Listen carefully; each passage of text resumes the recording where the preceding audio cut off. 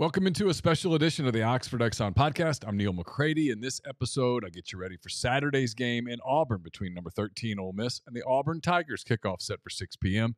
The game will be televised by ESPN. I'll visit with three guests: John Sokoloff of WCBI-TV, Jason Caldwell of Inside the Auburn Tigers, and Ben Mintz of Barstool Sports. Please make the Oxford Exxon and Blue Sky a part of your weekend. Stop by the Oxford Exxon on Highway 6 West in Oxford. You can still fill up outside and grab some ribs inside. You can also check out their fantastic beer cooler. It's 34 degrees of sudsy goodness. I'm coming to you from the Clark Ford Studios, 662-257-1900. Call that number. Ask for my friend Corey Clark. Tell Corey what Ford product you're looking for. He'll send you a quote within 15 minutes in business hours. It's right to the bottom line. There's no hassle. There's no haggle. You get your quote. The rest is completely up to you. You can shop that quote around. You can do what I've done, what I recommend that you do, and that's hop into a Clark Ford today, 662-257-1900. All guests join on the Campbell Clinic hotline. The Campbell Clinic is in Oxford now, 2608 South Lamar Boulevard, Suite 102, just across the street from the cottages at Hooper Hollow. The Campbell Clinic provides full-service orthopedic care. Everything from sports medicine to foot and ankle surgery to spine and total joint care to pediatric orthopedics, physical therapy, and more. To book an appointment, go to campbellclinicoxford.com or call 901-759-3111. Walk-ins always welcome at the Campbell Clinic, Monday through Friday, 7:30 a.m. to 4 p.m. We're also presented by Twisted Tea. Are you ready to elevate your college football game day experience? Check out Twisted Tea, your go-to game day beverage for college football fans. Twisted Tea is unlike any hard beverage you've had before. It's made with real brewed tea, packs a flavorful punch with 5% alcohol, no carbonation, delivering the perfect balance of taste and refreshment that goes down smooth for every game day occasion. No need to settle for the usual. Twisted Tea turns up any occasion, especially when you're cheering for your favorite team. So whether you're tailgating in the stadium parking lot, watching at a bar, or hosting friends at home, Twisted Tea is there to elevate game day experience. It perfectly complements your love for college football, your passion for creating unforgettable moments. So let's toast to unforgettable game day experiences with Twisted Tea, the drink that fuels fun and celebrates your love for college football. Keep it twisted. And now a word from our sponsor, BetterHelp. It can be tough to train your brain to stay in problem-solving mode when faced with a challenge in life. But when you learn how to find your own solutions, there's no better feeling. A therapist can help you become a better problem solver, making it easier to accomplish your goals, no matter how big or small. I've used therapy as a way to handle stress, clear negative thoughts, mentally relax a little. It was a life changer for me. Frankly, it increased my happiness. If you're thinking of giving therapy a try, BetterHelp's a great option. It's convenient, accessible, affordable. It's entirely online. Get matched with a therapist after filling out a brief survey. Switch therapist anytime you'd like. When you want to be a better problem solver, therapy can get you there. Visit betterhelp.com/MPW today to get 10% off your first month. That's betterhelp.com/MPW. Now here's John Sokoloff on the Campbell Clinic hotline. John Sokoloff, WCBI-TV in Columbus, kind enough to spend some time with us here on this extra edition of the Oxford Exxon podcast. John, first of all, thanks for being on. Appreciate it. Of course, Neil. Thanks for having me, man. So I was telling you before we got started, and maybe this is me being completely out of touch with the fan bases or whatnot, I really thought that the Kiffin to Auburn thing from last November was going to be a big topic of conversation this week as Ole Miss gets ready to head to Auburn to play Hugh Freeze and the Tigers. And that doesn't really appear to be the case. Has that surprised you the way it surprises me? Yeah, I thought it would definitely be bigger for sure. I don't know if it's the fact that there's a lot of other storylines with this game, the fact that Hugh Freeze is on the other side, maybe that's taken over.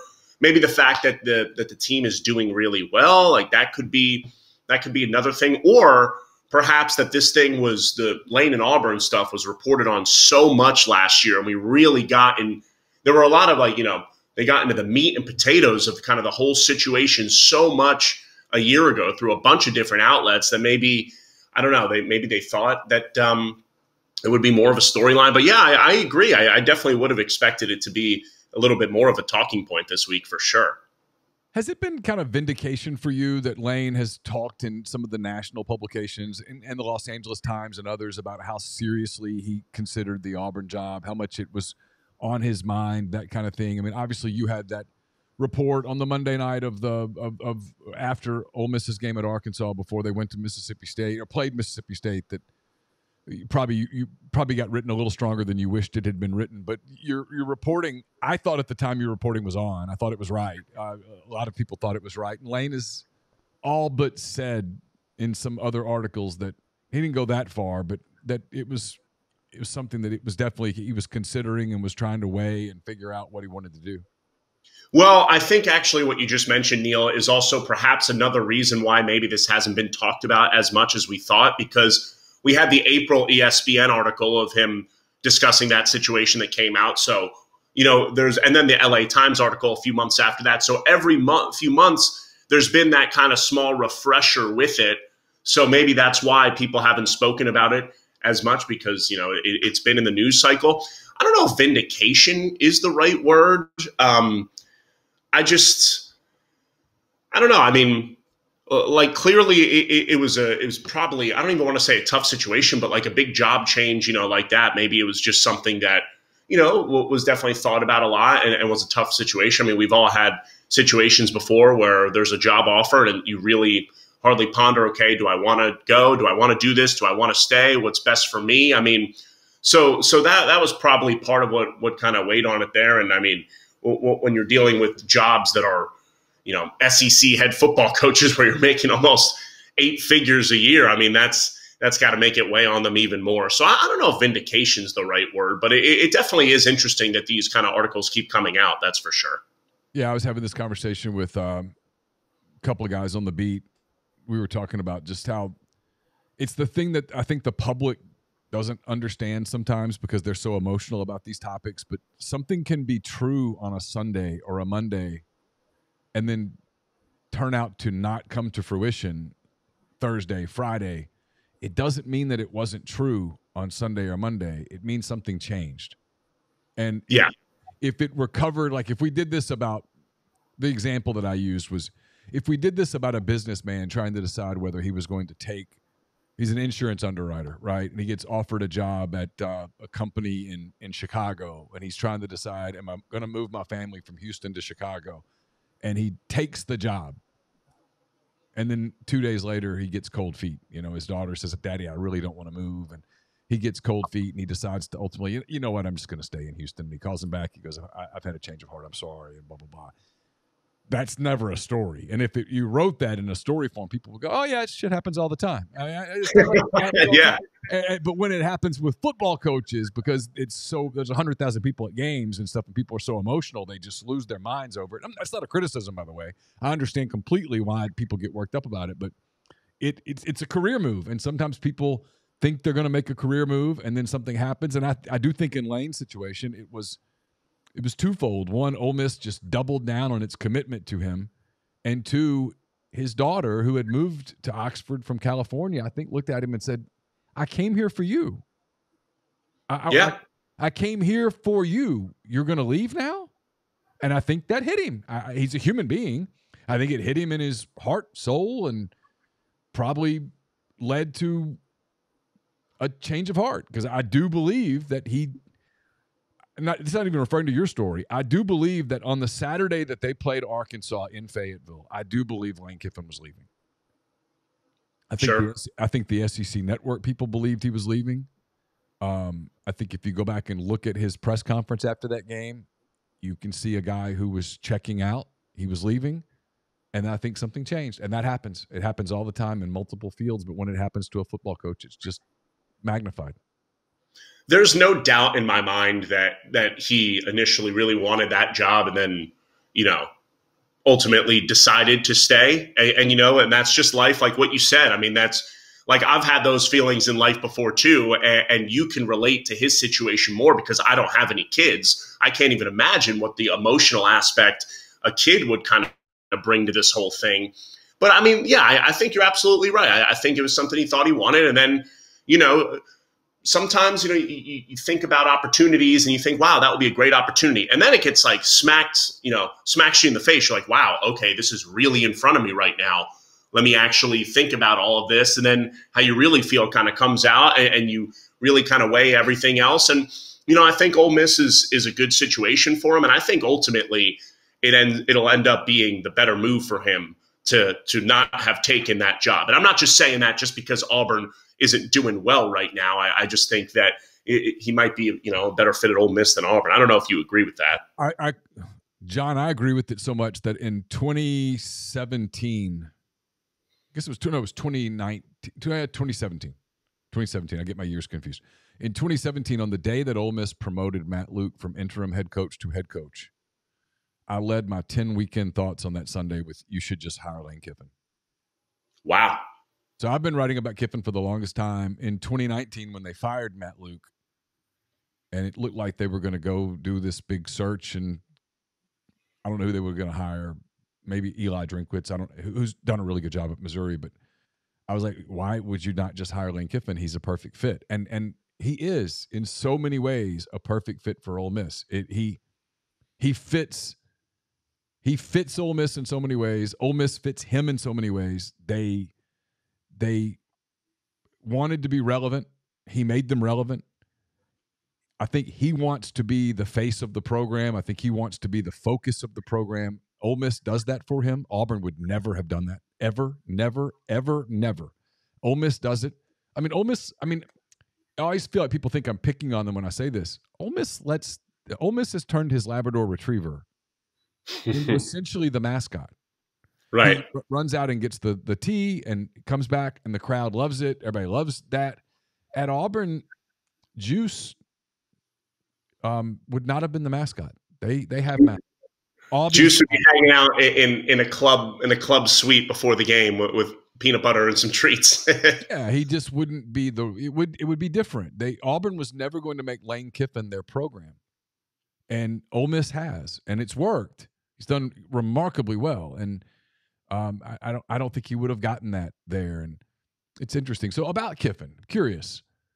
He obviously took issue with your report that night, and then he kept taking shots at you, and then it's like, okay, well, this will end. And then he still did it. And after a while, something clicked in my mind. I was like, this is more playful than it is anything else. And I remember telling somebody, they said, what do you think about all these things he does to Sokolov? I'm like, you know what I really kind of think? I think it's a sign that he likes him. And sure enough, he basically said that to you the last time.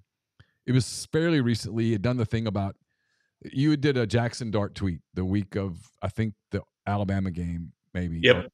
Yeah, and he came back with this, what I first looked really aggressive, like, oh, no, you're a state guy. You can't jump on the bandwagon. And at first I was like, he's from Pennsylvania. He's not a state guy. That's the silliest thing in the world. And then I kept thinking about it. I'm like, no, this is Lane being playful. This is his idea of playful, and he likes John. John asks questions, and sometimes you'll ask a question. It's like, oh, yeah, I knew you'd be the one to ask about this or whatever. And I'm like, he likes him. And when he kind of said that, I'm just curious. You've been super professional about it all, and you just keep showing up and doing your job, which is what you're supposed to do. Over time, did you kind of come to the same realization that maybe he just kind of respects you, likes you, he disagreed with maybe that story or whatnot? But look, at the end of the day, Lane reacted in that visceral way to that story because that wasn't supposed to get out like that. I think. Yeah, and I did. There were a lot of weird things that week that came out, like especially with the whole dynamic. But I mean that's a whole other podcast. But what I will say is, I have had I've had conversations with him outside of press conferences after that situation happened, obviously, and we've spoken about it. But when it comes to him, just like saying stuff at pressers, my mindset is always, yeah, I actually do think it's playful, just because I don't think I'm, getting ahead of myself by saying that, because the guy is, I mean, he likes to troll, likes to mess around with people on Twitter in a good way. I mean, it's funny. People like it. Like, I don't mind it. When he tweeted that thing, after my Jackson Dart thing, I really, at this point, like I don't even want to say desensitized to it, but I'm just like, oh, okay, like whatever. But when he does that pressers too, like I I really don't mind either. Like, I'm not overly mad about it. I'm not going in there like, oh, is Lane going to talk to me again today? Like a little kid. I mean, I do think it's playful, and I do think he likes it. I think he thinks of it as a bit. And my ultimate philosophy is, as long as he just answers my questions and shows, me and my two weekend people, Cam Dyer and Gracie Barr, as long as they just show them respect, answer the questions, and I don't care. You can say basically like whatever you want. Like I can take anything. I'm not really going to get rattled by it, especially kind of at this point. But I do think it's playful. And I mean, I know he said he likes me, but who really knows? I mean, it's kind of unpredictable, but it's added for kind of a different dynamic. I will say, like, people on the beat will, on the Ole Miss beat, and there are a bunch of, nice people on there. They'll just say, wow, like, yeah, he just said that to you again at this presser. What do you think of it? People are like nice about it. I just tell them, I'm like, I mean, at this point, like, I really don't care. And that's the honest truth. Yeah, it's the whole. I get that sometimes. Do you think Lane likes you? Do you think Lane whatever? I'm like, I don't know. I mean, I don't know him. How can I know whether he likes me or dislikes me or has no feelings about me at all? I think he generally respects the work that I do as much as he respects any media, right? And so I mean, he's professional to me. He's fine. There's no. I've dealt with coaches who I thought were disrespectful to me. Were unprofessional in there, and I've never dealt with that with Lane. So I'm cool with him being. He has a different personality. It's fine. Whatever. And also people like me and you, we're not going to brown nose any head coach. We're not gonna be overly fanboy. Oh, everything you do is so great and whatever. We try to. I'd like to say kind of tell it like it is. One, just to get the most interesting storyline, but two, to ask real questions to find out what's really going on there. And who knows? Maybe there's a world where he actually kind of respects that more than just the always agreeing and always praising every little thing he does, which I'm sure he doesn't dislike, but I'm sure there's a line in between. Yeah, because it's our job to be his friend, Yeah, and your life doesn't change if you found out that Lane Kiffin really likes you, like really likes you. Like, what would that change? Nothing. I mean, okay, cool. I mean, as long as he doesn't view me as unprofessional, I'm good with it.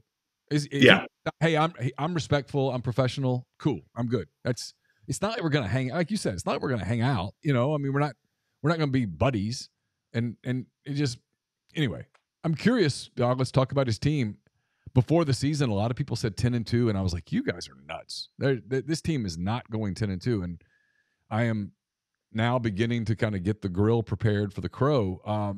It looks like this team has a chance to do something really special. What do you think of Saturday's game at Auburn, and what do you think of this team in general? I mean, the only logical way they lose Saturday at Auburn, in my opinion, is if the emotions off the field, whether that's him almost taking that job last year, the Hugh Freeze side of things, them not beating them 2 times in a row in however many years, whatever big storyline there is, any emotional off the field weirdness, that would be the only way, because I don't know how much of Auburn you've seen this year. It's not pretty. Mm-mm. It's not good. That offense it's really tough to watch. It's the first year with Freeze, so he needs to kind of get his guys in there, establish his culture, kind of build it his way, whatever. This is the time for them to be able to take advantage of Auburn, really. So there's no excuse for them to lose this game. I mean, in my opinion, just point blank. But in terms of the team in general, I think we've seen Jackson take way more of a step up than I thought he even would. Like, I thought he'd be much better, but man, he's been really good this year.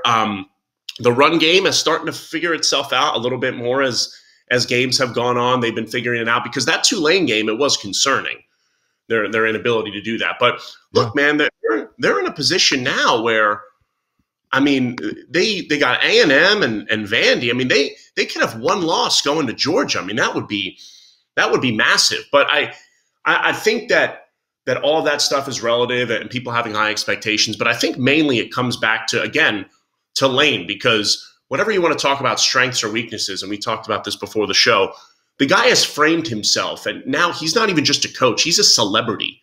Everyone knows who he is. He's got a massive following. And then I think that helps big time in the portal and with recruiting. Guys are like, wow, I want to go play for that guy. He's a celebrity. He's a big time college football coach. He's this, he's that.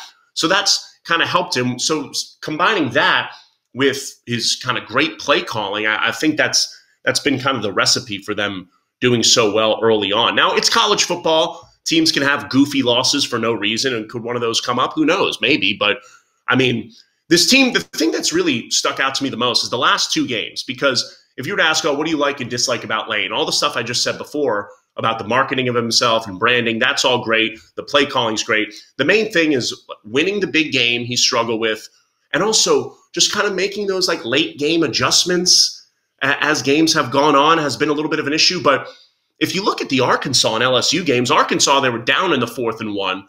LSU, they were down by 9 in the 4th and 1. So if he's turned a page on that, then this team could really do kind of something special. I agree completely. I don't think that – I think because the expectation was that they would beat Arkansas easily, I don't think people give enough credit to what they did that night because – you know, they predictably had a little bit of a hard time answering the bell emotionally after that LSU game. You had to be on the field. You were on the field that night. I was too. You had to be on the field to understand just how, or in the stadium. You could. I don't think TV did justice to it. Understand, because I've gone back and watched that game on TV, and it doesn't describe really what I saw in person. That game was emotional. That game was seesaw, and there was a moment where LSU goes up 9 points that you go, that's it. That's it. It's an L. They're losing this. They can't get over this hump. And it looked like they're not going to stop Jaden Daniels. They're just not. They can't stop them. And LSU was rolling offensively. And you're just like, that offense is so much better than the Ole Miss defense that they're not going to stop them.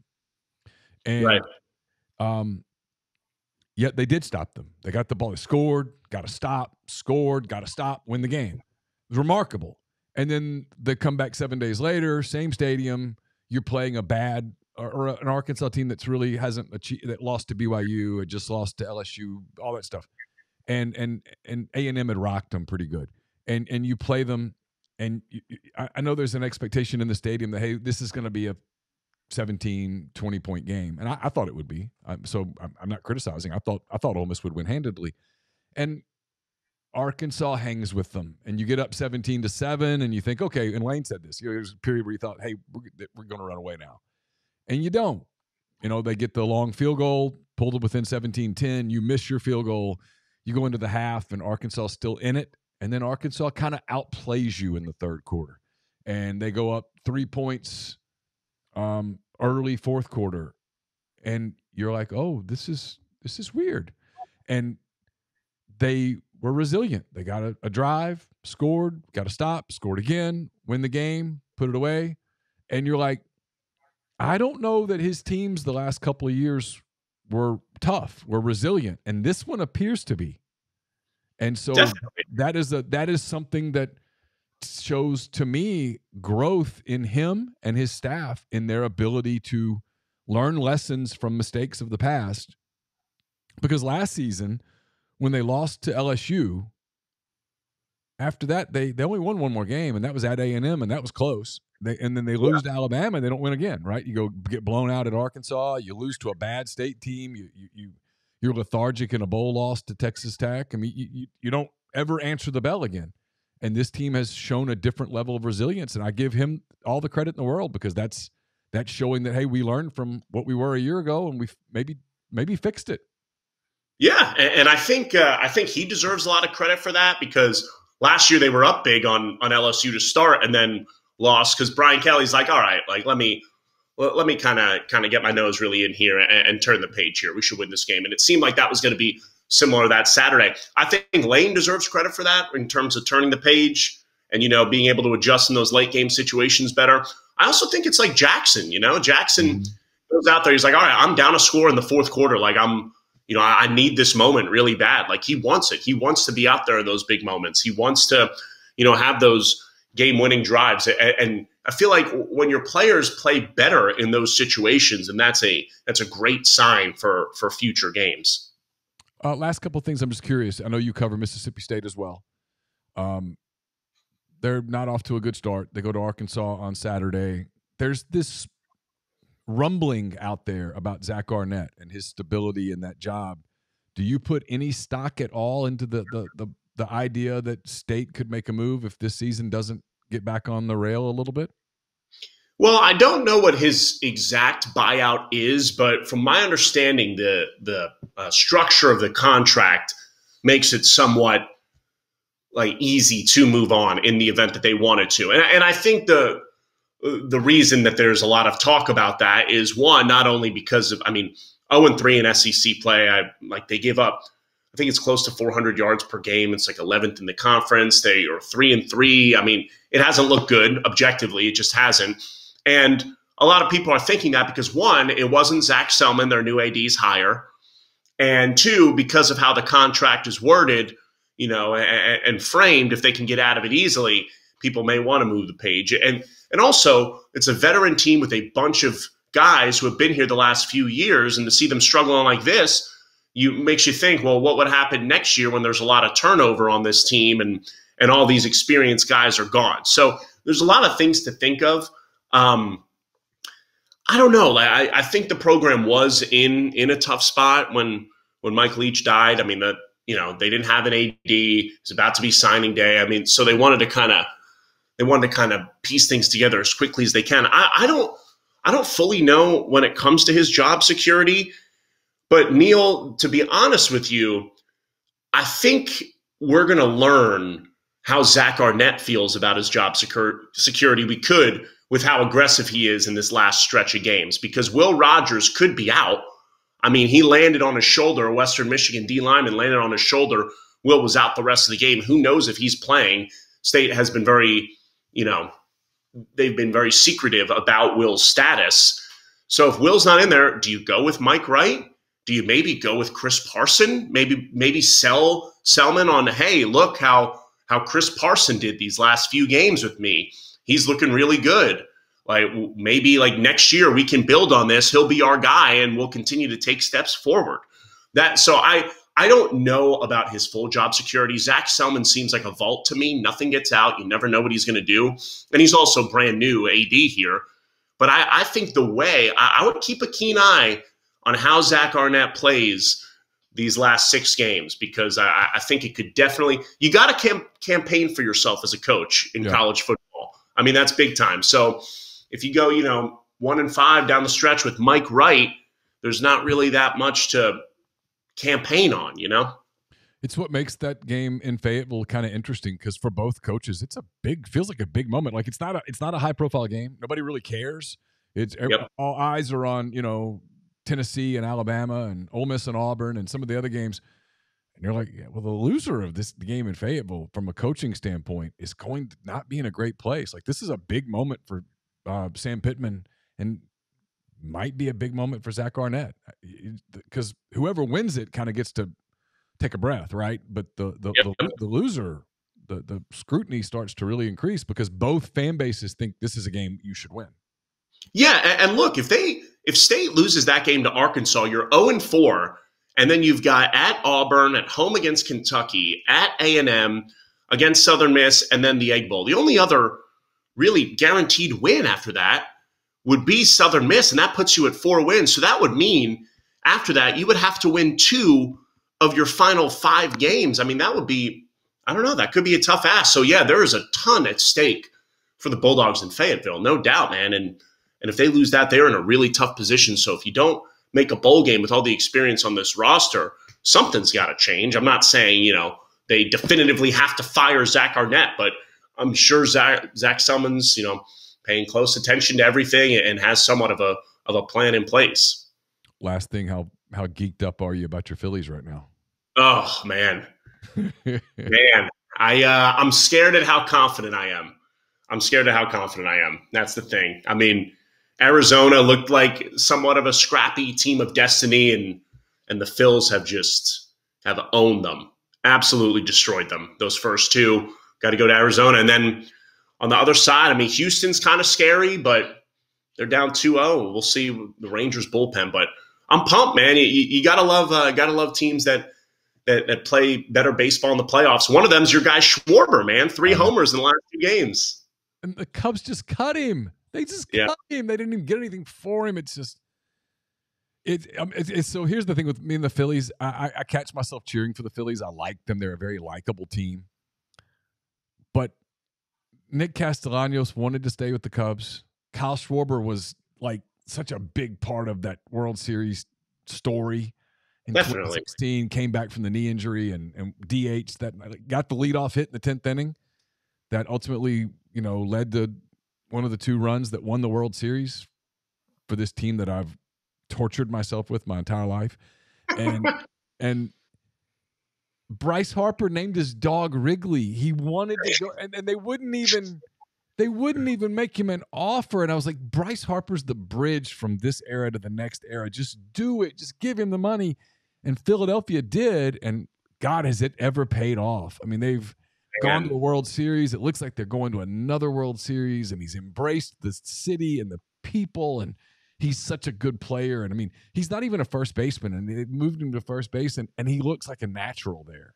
Yep. It's just it's I have this love-hate thing with watching the Phillies. I love to watch them, and then when I think about what could have been, I hate it. So it's that. But for guys like you, I can only imagine how fun it is to cheer for that team, having cheered for that team your whole life, because they are freaking fun.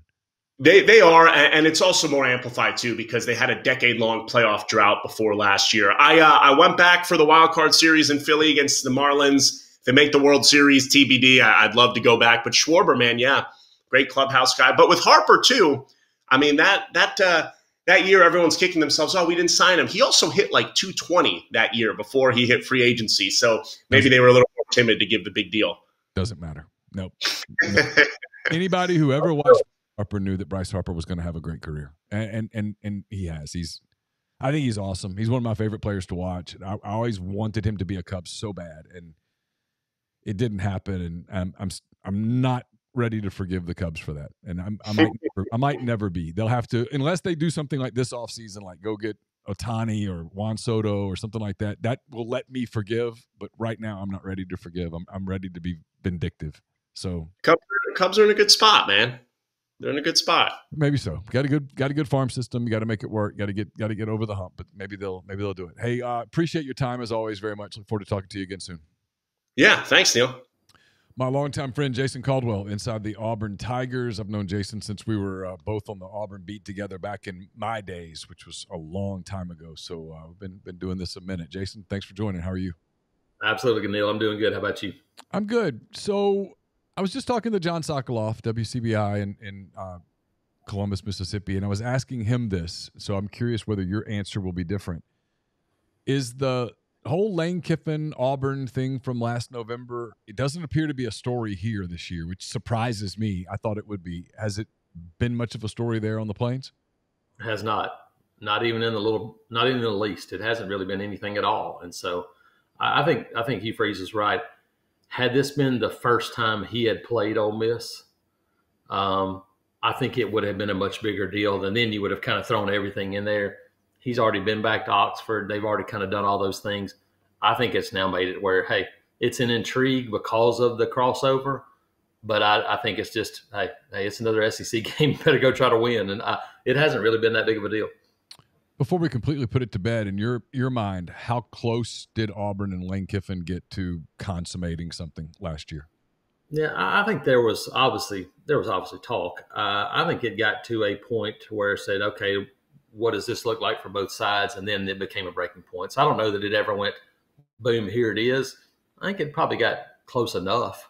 But I think on both sides, they end up going, okay, let's take a step back. And once they did, I know Lane, I'd heard family with him and staying there was a big deal. And then for Auburn, I think they're like, okay, let's break this down a little bit more. Let's see what kind of fit we want. And I think in the end, it probably worked out really good for both situations. Kind of leads into my next question, obviously. What kind of a fit has Hugh Freeze been so far? I know that it hasn't gone on the field the way that a lot of people wanted it to go. I'm not exactly sure what they were expecting, but in terms of just fit, program-wise, that kind of thing, how has he fit? Yeah, it's been really good. Yeah, you're right. The expectations, I mean, the word fan is fan for a reason. The expectations by some were completely off the charts. I mean, this was not going to be a team that was going to win 9 or 10 games. I know Auburn, I mean, you get kind of spoiled because, Neil, you know what, you saw it 99, 2000 go from a terrible roster that Tuberville took over in 99 to making the SEC championship game in 2000. Heck, they went from 92 to 93 undefeated season, went from 2012 to 13. They had history of doing those things, but those rosters were in much better shape. And obviously getting Rudy Johnson made a huge difference in 2000 for that team. This team, now when you look at the transfer portal, yes, you can get better, but everybody else is doing the same thing. I mean, you run down Ole Miss's roster, and heck, it's just loaded with transfers, and a lot of other people are as well. It's still a recruiting battle. You're still having to go fight, and they had to do it starting in December. So they went, in my opinion, I told you this summer, and I think it's backed up. They went from a roster that had no chance to be competitive to now having a chance to be competitive if they play, don't make mistakes, do those things. They did that against Georgia and gave themselves a chance to beat the number 1 team in the country. Did not do that against LSU, and it's a much different matchup for them. And I think Ole Miss is a similar matchup to LSU, but you're playing at home, which should be a little bit different. But overall, the fit's been good. Recruiting has been what I expected to be, which is you've got a guy now that understands recruiting that will go out and he's got a staff that will go out and hit the road. And it's important because they know it's the lifeblood.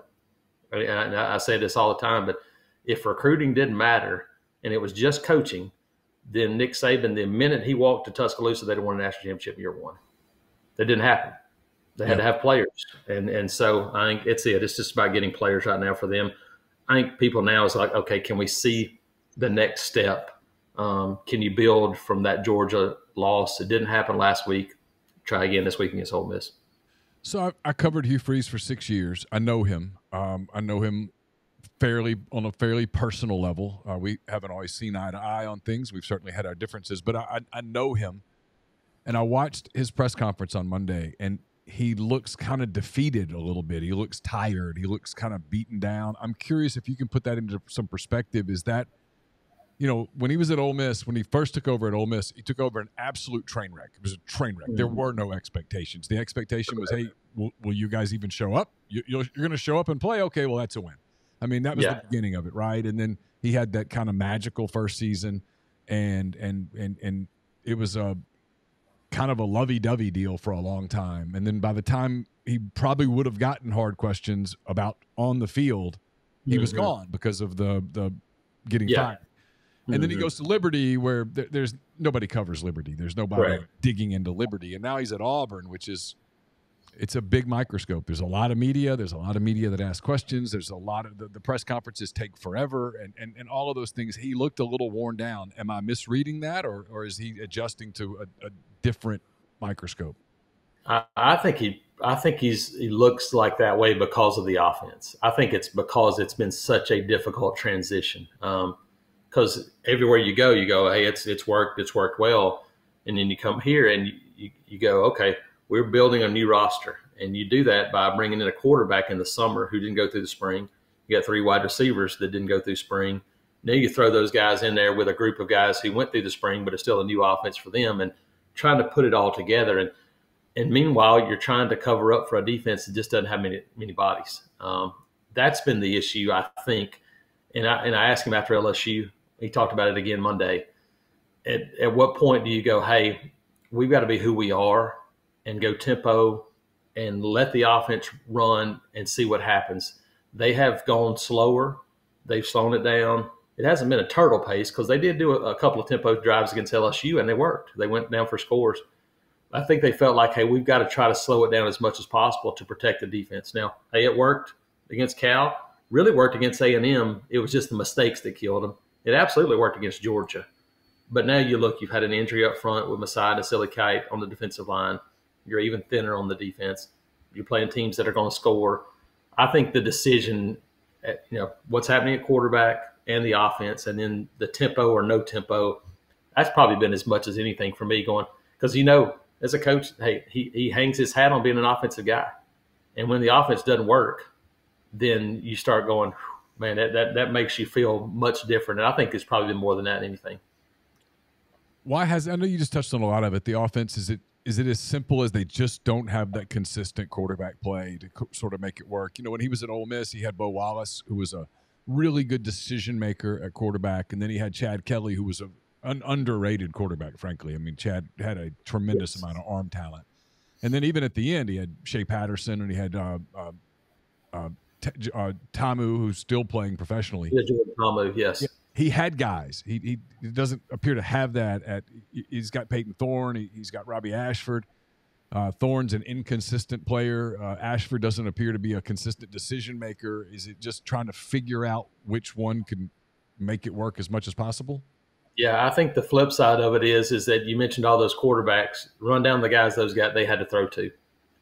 To me, those Ole Miss receiving corps through those years were full of guys that a lot of them wound up are still in the NFL or wound up in the NFL.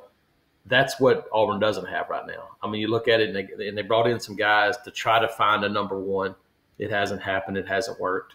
And so I think it's quarterbacks have had their issues. There's no question. But it's been an everything issue. You know, one game, against Georgia, Peyton Thorne threw the ball really well, and he said, "Hey, we had 6 or 7 balls that could have been caught." Though right now you're having to depend on 50-50 balls because you don't have a ton of guys that can get separation and do those things. And in this league, if you can't get separation and you're depending on 50-50 balls, that's a hard road. But you're depending on making 3 or 4 of those a game. If you have 7 or 8, right now they're not making any of them. I mean, they're not making any of those 50-50 ball plays. And so that's come back on the quarterback. So I think it's been a little bit of everything for the offense. Obviously, quarterback gets all the brunt of it. I don't think it's all been quarterback play. But obviously, if you had a guy that was just taking over and, could make everybody better, then that would be a different story. Jordan Hare's kind of been a house of horrors for Ole Miss over the years. I mean, Eli Manning won there once. Chad Kelly won there once, I think.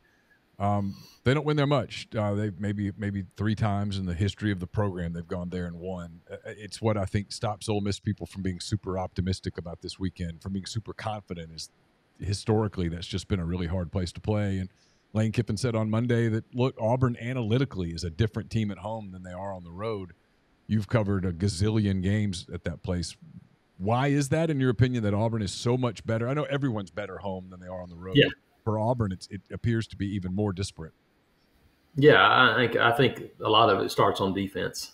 Just a different team defensively at home, crowd noise, energy, all those things factor in, and so that starts it when you're playing in front of your crowd.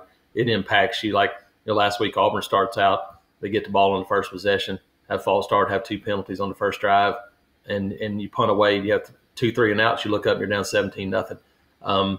Those are things that probably don't happen at home. Now, you might still be down 17-0 to that LSU offense, but I think the crowd noise and energy, all those things really lifts a team. And we've seen it over the years, no matter where you are, but it does have an impact in Auburn. There's no question about it. I mean, it's a crowd that gets into it. Student section's right there. It can have an impact. And I think a lot of it is belief. Hey, you believe, hey, we're playing at home, we're going to win this game. And so I think that's as much as anything.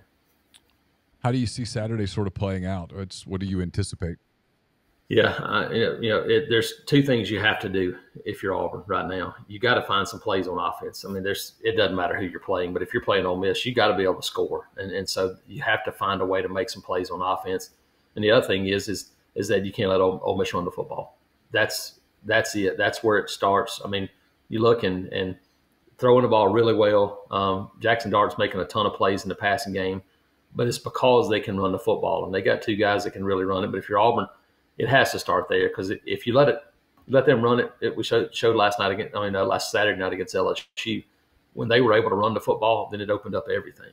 It'll be the same thing Saturday night. If Ole Miss has success running the football, then it's going to be tough for Auburn to stop them. Just kind of emotionally for Freeze, do you sense? I know he says, "Hey, I've done the Ole Miss thing before and all that," but I wrote this on Sunday. It's his first time to play Ole Miss as quote equals in a way. They're both in the same league now. It's one thing when you bring Liberty into Oxford for an 11 a.m. game in November that's kind of sleepy, and it is what it is. It's a different thing. It's a different thing when Ole Miss comes to your place and you're the head coach at Auburn. What do you sense this game means to Freeze? Yeah, I think it's obviously probably more important than he would let on to begin. Maybe during the week, It has to be. I mean, there's he talked about it. I mean, this is a place that he got his first real shot. He got a shot and still is friends and knows a lot of folks in Oxford and that are connected to Ole Miss and is fond of that place. So I think it's obviously important. And you want to go out and put your best foot forward. And so I think as much as anything, you want to go out and show, hey, I'm still good. I'm still there. We're going to get this thing going. And you're facing a team that can take that away from you pretty quickly if you let them. And so, yeah, I think it's obviously going to be important. I don't think there's any downplaying that. I do think as a coach, you try to go, hey, look, they're all the same. This one's probably not all the same, especially year one. But in the end, I think for him, he'd say, hey, look, if we go out and compete and do what we're supposed to do, give ourselves a chance to win, then they would feel good about, that opportunity to play at home. Feels like a pretty big spot for Auburn, too. If you're going to salvage something out of the season, probably starts now. Maybe it starts next week. You could beat State, go to Arkansas and win. You still got Alabama down the road. I mean, I don't know what the expectation realistically is, but maybe to get there, you probably have to grab one here soon, right? Yeah, I thought this season was you had three that you go, hey, you probably can chalk those up as wins. They had two of those early. When you talk about, UMass and Sanford, you got New Mexico State at the end. Then you have three where you go, man, those are going to be really, really difficult. You've had Georgia and LSU and Alabama at the end, even though Alabama at home is always an opportunity. And then you had six where I went, I think those are probably games that are gettable, toss-up kind of games. You've had Cal and A&M, and now you start a run of those again. Ole Miss is a game that they're ranked, favored. But at home, that's a game that, if you play well, is a gettable game. But then you got Mississippi State, Vandy, and Arkansas. You're right. These next, really starting with Ole Miss, these next 5 games, ending New Mexico State before Alabama, this is really the definition of this first season. Because I thought this was a team that could be 7-5, maybe 8-4 if things went well. And so you look now and you go, okay, this is your opportunity now to see if you can scratch off a couple of those and get a little momentum, because this is a time when you can build a little momentum during the season. How much do you think he's going to dive into the portal after the season? There are people that are doing like Joseph Goodman and those type people. He's going to have to do a Dion and do half the roster. That's not really realistic in today's football because of how the portal's expensive. I mean, the bottom right. the top of the portal super expensive. I don't know. You don't give a number, but how involved in the portal do you think they'll be? Yeah, I mean, I think I could see 8 to 10 guys somewhere around in there. Got a really good recruiting class already started. They know this is a process build. And you're right. You look at Colorado and you go, boom, they had to do, well, they didn't have to. They did what they did. And it worked. But it worked a lot of reasons because they brought in 2 legit NFL players along with all those other portal guys. Yeah. It's hard to have that built into a move. Dion had that at Colorado. If you're bringing in Shadur Sanders and, Travis Hunter, and then you plug in about 25 other guys, you're probably going to be a whole lot better than you were the year before. That's not realistic at most places. And so I think for Auburn, pass rush, defensive line guys are going to be a focus, I think, for this group. They got to get better at that area. You got to be able to rush the passer, and that's been an issue for them. Then you're going to lose 3 of these transfer wide receivers you brought in who are 1-year guys. Got 3 committed that are exceptional right now, but you probably want to have another veteran. So you might delve in that department again, maybe an offensive lineman or 2, but they've done a pretty good job of starting to rebuild that already. So I don't think it's going to be a huge deep dive. I think it's going to be, hey, let's go find elite guys that maybe we can get in and bring in that can make a difference more so than let's just load it up again. Last couple of things, and I really appreciate your time, Jason. It's not many Ole Miss people, but a few starting to kind of look at the schedule, maybe putting the cart in front of the horse a little bit, which is what fans do. It's not a criticism. They look at Georgia all of a sudden and say, hey, no Brock Bowers, this might be gettable. You've seen Georgia. You saw Georgia play a game where had Brock Bowers not been on the field, it might have been a different deal. Yeah. What were your thoughts of Georgia? Yeah, it's still a really talented roster. There's no question about that. This is not the Georgia that we've seen the last 2 or 3 years. They're just not as good up front defensively, in my opinion. They're still good, and their defense numbers are still right there.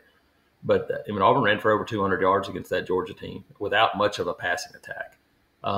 Offensively, Carson Beck is a guy that has some arm talent. They've got some guys outside that have stepped up and made plays, but they don't run it nearly as well as they have. It's hard for this team to line up and just run the ball. No, I think Georgia is. I mean, we've seen it. I mean, they've given up some yards, given up some points.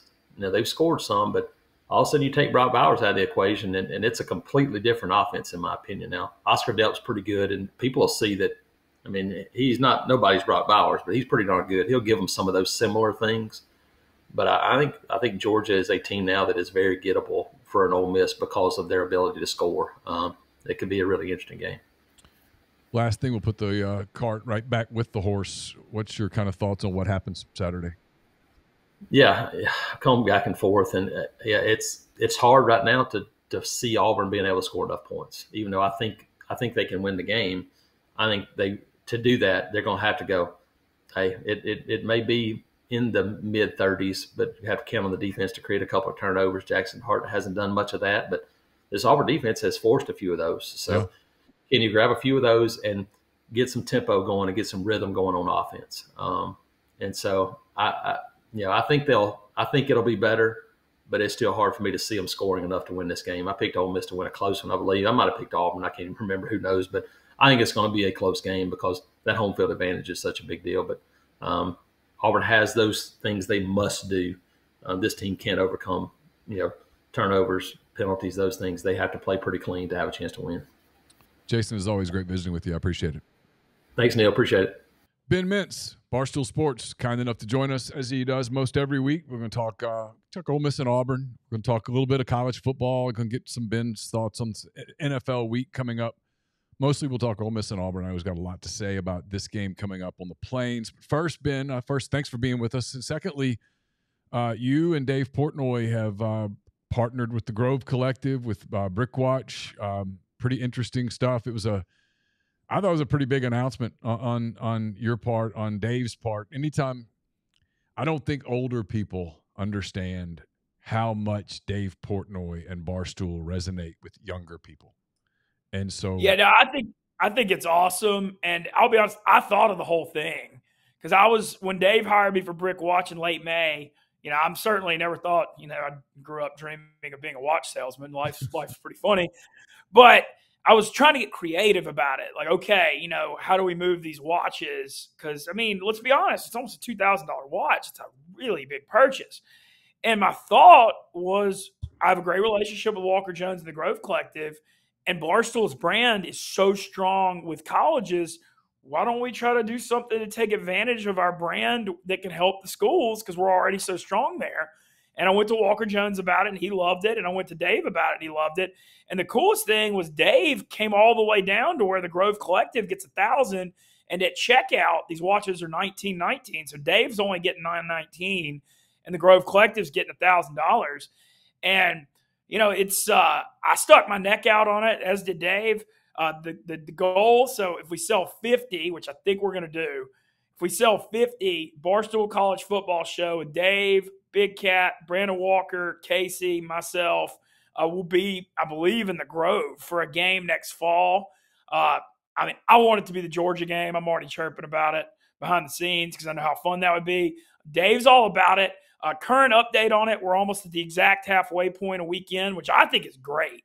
Look, I appreciate every single purchase. I'm giving phone calls. If you're interested in supporting this, DM me on Twitter or Instagram.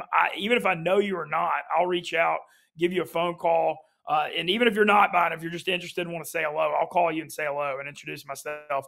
Because, look, sales thing, that's a big commitment, man. I appreciate it. We're talking 2K. You're talking house payments, car payments, etc.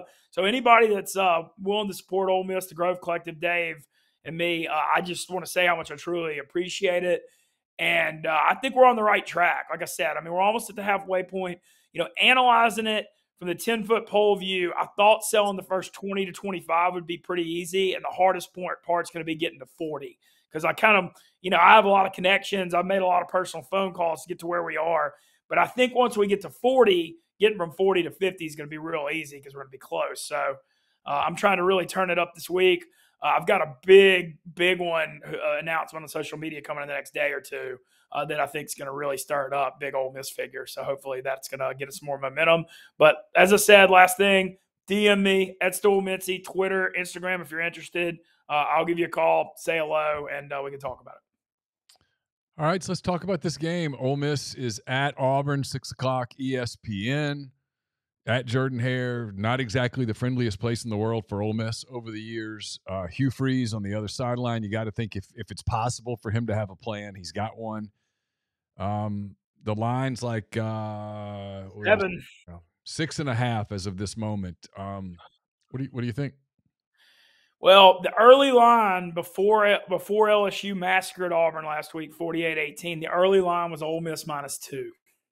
And then Auburn loses by 30 on Saturday, and everybody saw it. And then it comes out at 4.5.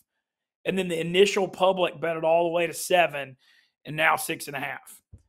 I'll be honest, I always am on here. There ain't no chance in hell I'm taking Ole Miss -6.5 on Saturday in this game. None. I think Ole Miss can win the game. And when I break it down, though, here's where Auburn is. They stink on the road because they can't throw. Their entire passing game is between the hash marks. They can't make any sideline throws at all. But when they're at home, with Auburn they have a great crowd atmosphere. I mean, I've always said it's one of the most underrated in the SEC. It's a 6 o'clock night game. It's the free Super Bowl. Ole Miss is playing the Auburn team that almost knocked off Georgia. That's the Auburn team we're playing. We're not playing the team that got rolled at LSU and rolled at State and almost lost to Cal. They're a different team in that building. This is a night game. This is a blood murder game. I mean, this is like, and I'm not saying Ole Miss can't win. I think they can win, but I'm hoping for a 23-20 just survive in advance situation here. And I think it's Auburn's going to fight hard on defense. Freeze is going to have a trick play or two. He's going to try to pull to steal some points, whether it's an onside kick or a flea flicker or whatever he's got's coming in this game. And Auburn's, like I said, the home field advantage is good. So I will never take Ole Miss laying the points here. I just hope Ole Miss survives. What I also have an opinion on, I love under 55.5. I think like I said 23-20 Ole Miss. I think Auburn's defense is going to fight really, really hard at home. And Auburn's offense, we've seen it. I mean, they've got a decent running game, but their passing game's so limited. If Ole Miss can spy on the quarterback runs, whether it's Peyton Thorne or Ashford, Auburn's going to run it. They ran for over 200 against Georgia, but like I said, they can't make those sideline throws. Like, they just can't do it. And so that limits their offense, but I think they're going to fight hard at home. So like I said, I'm just hoping Ole Miss squeaks out an ugly one here and we can all get on with our lives. Yeah, if you're just talking betting, I don't hate the Auburn money line in terms of a bargain. It's plus 215. Look, I think Ole Miss is going to win the game. I'm with you. I think this is close, man. Oh yeah. And I think there's just such an overreaction to what happened in Baton Rouge, and that's moved the line 4.5 points. It's crazy. And I said even before last week. 3 things. Auburn's not particularly good away from home. They're terrible on the road. LSU has a home field advantage. And LSU's offense is no one's going to stop that offense. It's gonna roll. They're going to get points. And so all those things got going. I mean, if Ole Miss can get off to a hot offensive start, maybe you got a shot. But boy, if you I want to ask about the receiver. What are you hearing? So now I'm hearing Jordan Watkins is trying to play. Okay, so he broke his hand. He had surgery. Lane gave the sort of cryptic answer that he always gives about injury. There's a rumor that he's going to try to play, but trying to play and playing effectively are 2 different things. And so it's difficult for me to believe that a guy who broke his hand, had surgery, is back, and he's going to be super effective, and he's going to be able to make every play. It's just sure that he's out there, and you have to guard him because he's such a good receiver, and he's been such a big part of the Ole Miss offense. I buy it. But that he's going to be 100% and he's going to be able to just make every play that he normally would make, it's difficult for me to buy. That's all. I mean, I don't – it feels like some gamesmanship a little bit. And look, they're having a really good year. There's not much to criticize. If you have a criticism of Lane Kiffin and the Ole Miss coaching staff today, middle of October. It's how come you guys can't get some of the young receivers going? How come you can't get those guys involved in the offense? Other than that, there's really no criticism, but that is one, and it's valid. I've asked it of Lane before, and he said, hey, that's valid. He said, I think his words were, that's fair. And for whatever reason, they just haven't been able to do that. So is it possible coming off an open date that they've got those guys ready and they're going to go do some things? Sure. There's no evidence of it yet, though, right? Yeah. Well, the other thing I wanted to ask is, what are you hearing about Trey Harris? Because he left that Arkansas game with a lower leg injury again, and we'd already seen him bang him up, and he'd been dealing with the stuff since he got hurt in Tulane. It doesn't take a rocket scientist to know when he's not healthy. The Ole Miss passing offense has been nosediving when he's not out there. How important he's been this year, and I mean, like you said, Lane's cryptic with injuries. I mean, I think he's going to play. I hadn't heard anything that he won't. But I'm worried about that too. Everything I heard about Harris is if they had had a game last week, it might have been iffy, but that he's fine. Okay.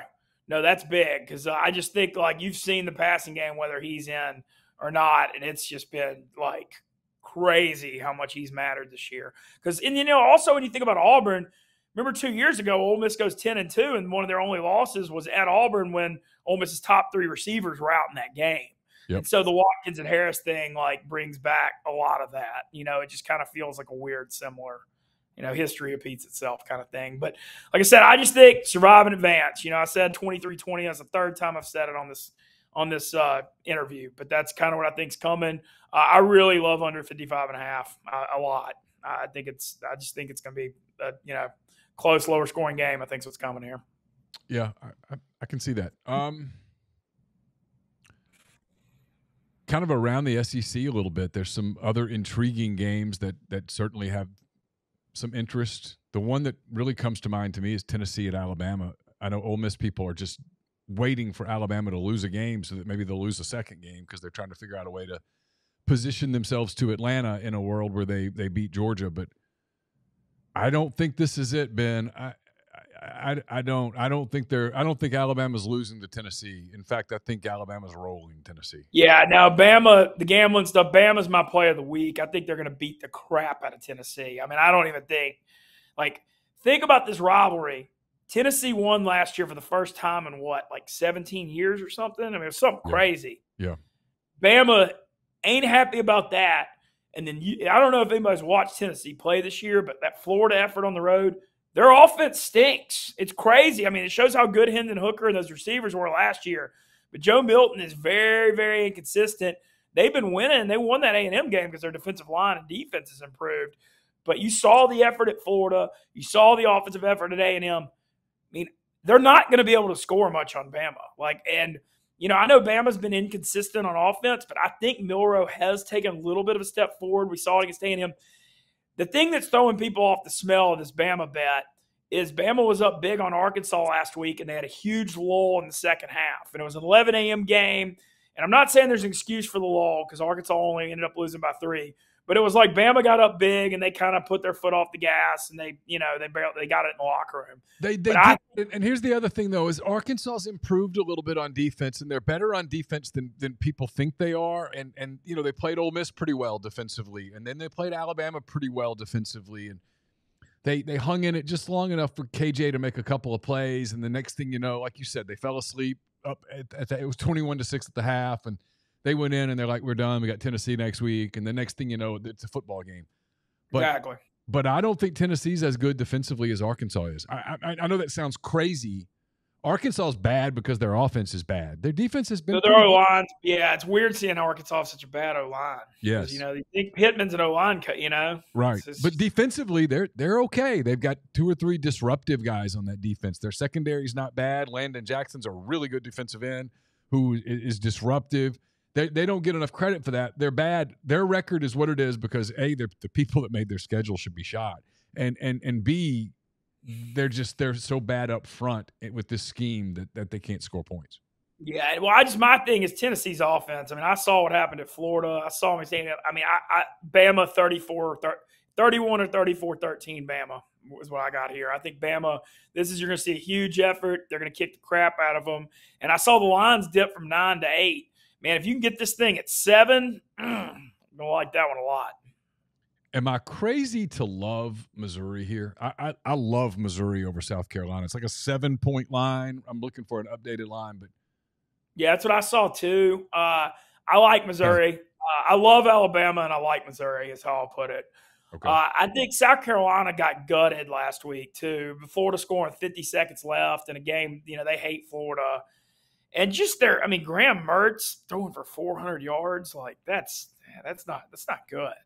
And Rusty Cook's been playing really well for Missouri. Missouri's a weird place to travel too. It's kind of a weird deal. And that was impressive. They were down 14-0 against Kentucky, and he came back and smacked them. Missouri's kind of pretty good this year, and I like what you're thinking on Missouri too. I just think this is a spot where South Carolina got gutted last week against a team they hate. Weird trip. Missouri's fired up with only one loss off the Kentucky thing. I see what you're saying on this one. The only thing with South Carolina, Rattler's so hot cold. If he's hot, you never know. We mentioned Arkansas. They get Mississippi State at home, their first home game in more than a month. That line's sat at 7 pretty much all week. It's a big number for a team that hasn't won a game in 6 weeks, but I don't hate Arkansas minus the 7 against the Bulldogs.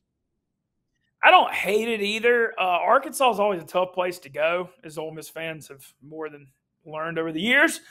This is Arkansas's first. How is this their first? You just said it about the schedule. This October the 20th is their first SEC home game because Dallas counted as a home game when they went to him 4 weeks in a row. You go to LSU, the A&M game in Dallas, and then Ole Miss and Bama. Who scheduled this? That's unreal. Whoever scheduled this should be fun. I just can't believe they did that. Yeah. So Arkansas should be excited. Finally, their SEC home opener. I know you mentioned off the air it's sold out. They're pumped up. And look, Mississippi State stinks. They might have a chance at home in some games with the Cowbells and stuff, but they're probably in trouble here. The only thing is it's like a low over under. So laying 7 is a lot when the game probably isn't the most high scoring. But State's bad. They're bad. Yeah. They don't know what they are on offense. Some national games of interest I'm curious to get your thoughts on. Florida State and Duke. Florida State giving 14 at home against Duke. I lean Florida State here because the speed athleticism advantage, the fact it's a night game too, and Duke's done well enough. They can pump themselves up for Duke because Duke beat Clemson and only has one loss to Notre Dame. Like Florida State, they're going to look at Duke and say, hey, that they're ranked. This is actually a big home game. This isn't like what usually playing Duke is. So I expect Florida State to be ready and take this game seriously, and it's a night game. So I just think Florida State, the athleticism advantage is too much. The game of the week nationally is Penn State, Ohio State in Columbus. Yes. James Franklin's team quietly, man, is really good. The line, you were saying before we got started, the line's a little low here. Sort of catches your eye because you look at it and your first thought is, oh, wow, you're going to let me have Ohio State and I just got to lay 4.5 points. Sign me up. But sometimes that's a trap. That's a trap a lot. I thought this would be Ohio State by 6.5 or 7, and it came out at 4.5. And I saw it, and alarm bells went off when I saw that. And obviously, Ohio State's quarterback play is just not the same this year. They still have tons of talent, receiver and stuff. But I just think I thought it'd be Ohio State by 7 at home. And when it came out at 4, it made me like Penn State. Something just feels weird about it. Just in my instincts went off when I saw that. And so Penn State, they're, how do you say Drew Aller? Or, I was saying Allar and I was wrong. But it's Drew Aller. He's looked pretty good, but their defense is good. I feel like this, we saw Ohio State Notre Dame was 17-14 fight to the end with Ohio State scoring. I think we might have a kind of close one possession kind of game here, and I think I'm leaning to take Penn State in the points, but probably not a very big bet. Miami and Clemson. Miami home underdog. The money line's 154 with the Canes. I know they've had the Georgia Tech loss. They played fairly well last week before it got away from them. I'm not in love with Clemson, and Dabo had some weird things to say this week. What do you think of that game? I can't figure out either one of these teams, but I will say let's all have a moment to be thankful that Miami chose Mario Cristobal over Lane Kiffin a couple of years ago. Because what the hell is the losing the Georgia Tech game? They had a bad first year. Anyway, I'm just want to mention that I'm glad that worked out for Ole Miss because Lane at the U would have been something. Everybody talks about Auburn. I'm just telling you, Lane Kiffin was going to take the Miami job if he could. Well, yeah, he already had lived down there with Florida Atlantic. Yeah, but think about Lane with his personality at the U. It would have been something for sure. That line's down to 3, by the way. Clemson -3 at Miami. It's a weird. It's a weird one because you don't know what Miami's got left, and then Clemson's been flaky all year. So I hate to sound like a cop out, but I'm staying away from this football game. Here's the other interesting game: Utah -7 at SC. SC just got. I think SC 7 in that game. That's right. Yeah, that's right. SC's a 7-point favorite. Utah is a 7-point dog. The money line is Utah +215. I don't hate the money line here. I know Utah's not as good away from home, but that defense is going to play, and SC can't stop anyone, man. Yeah, so my thing on it, I actually thought about this game a good bit. I was breaking it down yesterday. Utah, Cam Rising still hadn't come back. I don't know if he's going to play anytime this year, but the quarterback play from Utah this year without him, I mean, they're like completing 53% of their passes, throwing for 100 yards in games and stuff. I mean, it's really bad. They can still run the ball, and they're still physical on D. And they've dominated this USC series. They beat them twice last year. They beat them in the Pac-12 championship game. The fact that USC was 7 after they just got blown out by 28, I don't know. I can't figure that out. My opinion is the under 56.5. Because Utah's defense has shown they can keep it in there with USC. And I think what Utah is going to do, because their quarterback play, and you mentioned how USC's defense can't stop them, I think Utah's just going to come out and run the ball and try to shorten this game. So I can't believe I'm saying take an under in a USC football game in 2023, but here we are. You want you and I talked about this a minute, a crazy potential upset? What's that? Potential upset. Oh, yeah, we're going to get it. We talked about it, yeah. Texas goes to Houston. Houston can score a lot of points. Texas gives up some points. Look, I think Texas is going to win, but I don't think people completely comprehend how big of a Super Bowl this will be for Houston. It will be like Tulane getting Ole Miss in their campus stadium on steroids. This game is.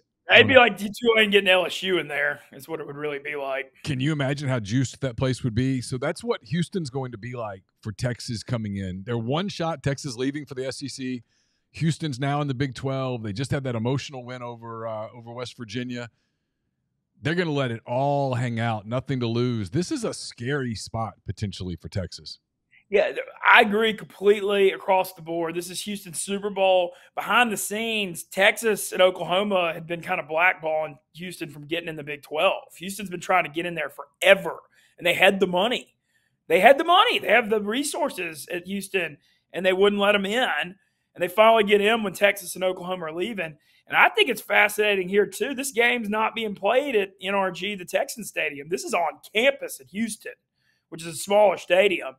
I love Houston plus 23.5. This is their soup. This is the biggest game ever for them.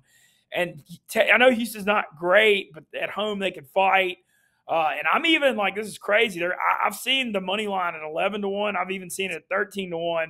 Look, when I say I'm going to put like $25 on it, I'm not getting on here saying Houston's going to beat Texas. I'm getting on here saying there's a chance Houston could beat Texas because of how big a game it is. And at 11 or 13-1, that's good enough for me. Yeah, why not, right? It's at 1,100 what I'm looking at right now, plus 1,100. Yeah. But no, the 23.5 is ridiculous. I mean, I expect Texas to probably win this game by like 7 to 13 points. And Vegas expects Texas to win. The money line on Texas is minus 2,100. So, well, Texas is just so public, though. You know, they're just a public school and brand. But I think this line, I mean, like I said, I think it should be like Texas by 13 or 14, and it's 23.5. So we're kind of it's a pretty big difference from where I'm sitting. All right, let's roll through this NFL slate a little bit. By the time people hear and see this, Jacksonville and the Saints will have already played. So we'll get to the Sunday games. Detroit is at Baltimore. The Lions a 3-point underdog. I'm leaning Detroit here.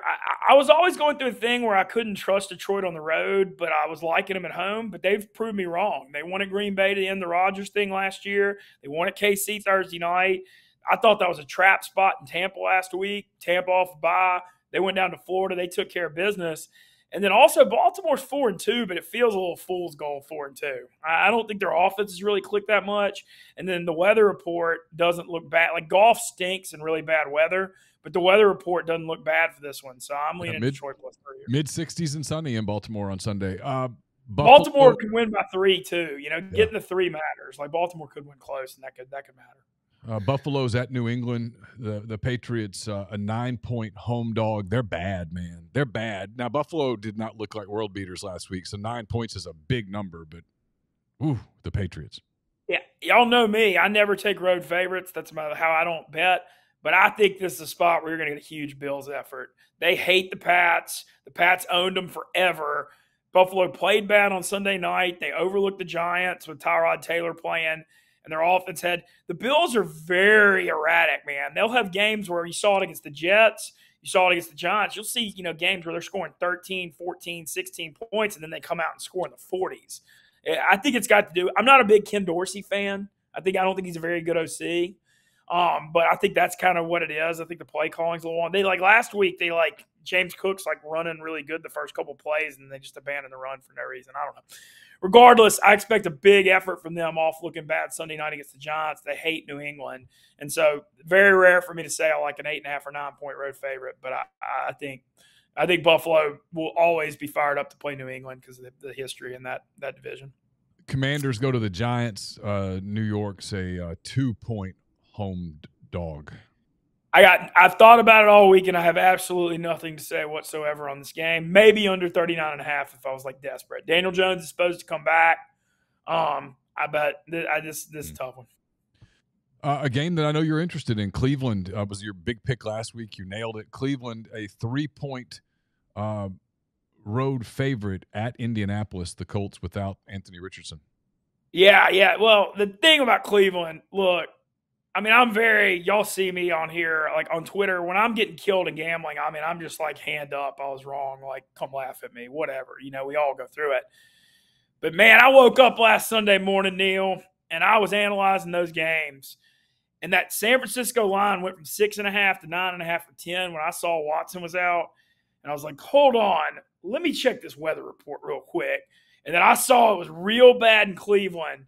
And the number one preaching that I've always heard, there were a couple gambling things I was taught when I was I don't want to say how old I was, but it was when I was a little younger probably than I should have been. And the 2 lessons I always remember that I was taught by a gambling mentor: everyone overreacts to Sunday night and Monday night. If you look great on Sunday night or you look terrible on Sunday night, the next week is a huge overreaction because everybody sees it. And nobody's looked better than the Niners did in that 45-10 Dallas thing. Yeah. And then cross country, 1 Eastern kick, awful weather. I was the alarm bells just went off Sunday morning. And I tweeted it. I said, fortune favors the bold or I'm an idiot. Cleveland money line. And then I did a whole tweet that San Francisco is the rattiest public road favorite of the year. And then Cleveland, the funniest part, I don't know if y'all saw that video. San Francisco's kicker pushes a 41-yarder right at the gun. Cleveland won 19-17. And I celebrate, and I didn't realize Robbie Gould wasn't the Niners kicker anymore. And I was like, yeah, Robbie Gould missed that kick. And everybody's like, dude, Robbie Gould's sitting at home as a free agent. Well, I may have not known who kicked, but I still cashed this ticket. But God missed it. You cashed the ticket. Yeah, I didn't care. But Cleveland, that was one of my favorites ever. But as far as Cleveland -3 at Indy this week, sort of like Indy. The thing is, Richardson's out for the year, but Minshew's not bad. And Cleveland's going to have Watson back this week. Honestly, in this game, the over-under's 39.5. It's a dome game. Watson plays a lot better in the domes, going back to his Houston time. I actually like the over here. I really like the over here, 39.5. I think Cleveland does have a really good D, but it's different when they're playing in that crappy weather. So I lean over, and I like over a lot, and then I lean Indy as a 3-point home dog. Okay. Falcons and Bucks in Tampa. The Bucks laying 2.5, trying to bounce back after that loss to the Lions. Man, I got nothing on this game, but I will mention that I've been saying it all year. Wins Taylor. Ritter threw 3 picks at home last week. Whenever Atlanta puts Taylor Heineke in, start betting their overs, and Atlanta's going to get a lot better because Heineke's a hell of a lot better quarterback than Ritter. And I know they're trying to take a long look at him because he's their second-round guy and all that. But I'm telling you that if they put Heineke in, Atlanta's going to be a lot better team. So I'm waiting on that. Raiders at the Bears. Raiders a 3-point favorite in Chicago. Look, the Bears lost Justin Fields. They weren't very good in the first place. The Raiders, they're not good, but they do beat the teams they're supposed to beat. Yeah, I'm not, like I said, I'm not a road favorite guy, but I'm Raiders -3 or nothing. I actually like under 37.5 because I think this is going to be a crap fest. So I think I'm leaning under here. Seattle back at home, they're laying 7.5 against Arizona. The Arizona thing, they came out fighting hard early in the year, and I respect their professionalism.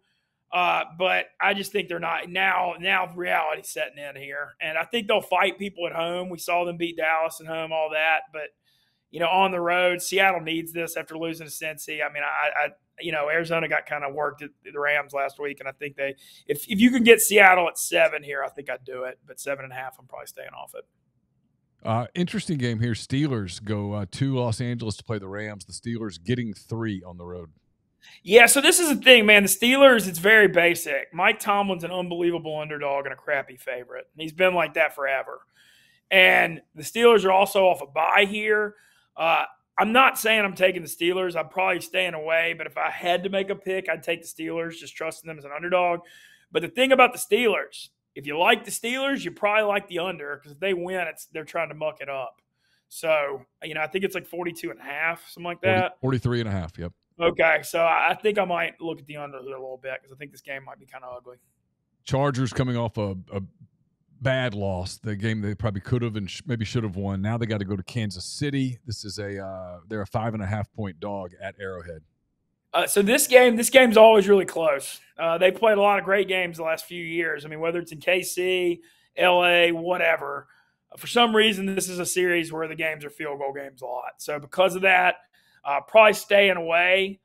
But I don't like the Chiefs here. Okay. I'm Chargers or nothing. Green Bay heads to Denver. Denver's bad. Denver getting a point at home against the Pack. I don't know what's going to happen on the line, but I like the under because Jordan Love and Russell Wilson both stink. But I'm also, with the caveat, I'm probably not thinking rationally because I took the over in Chiefs-Broncos last Thursday night and watched Wilson throw for 95 yards, and I couldn't believe I took an over in a 2023 Russell Wilson game. So I might be liking the under out of spite, just being transparent. Huge game Sunday night, as it typically is. A game everyone will be interested in. These are two teams. This could be a preview of a Super Bowl. Miami heads to Philadelphia. The Dolphins getting 2 in Philly. Love Philly. It's my game of the week. Philly off that road loss against the Jets. They're coming home Sunday night. Miami, I know they're the NFL darling, and I'm not saying they're not a very good football team, but they're not. They've got a crazy home field advantage in Miami. Where I mentioned this to Neil off the air, but I'll mention it on.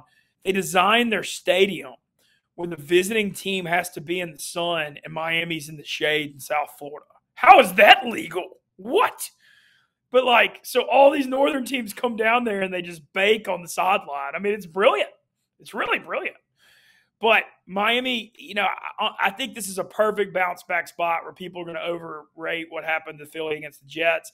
I do hate that Lane Johnson got hurt because that's a big loss for Philly up front.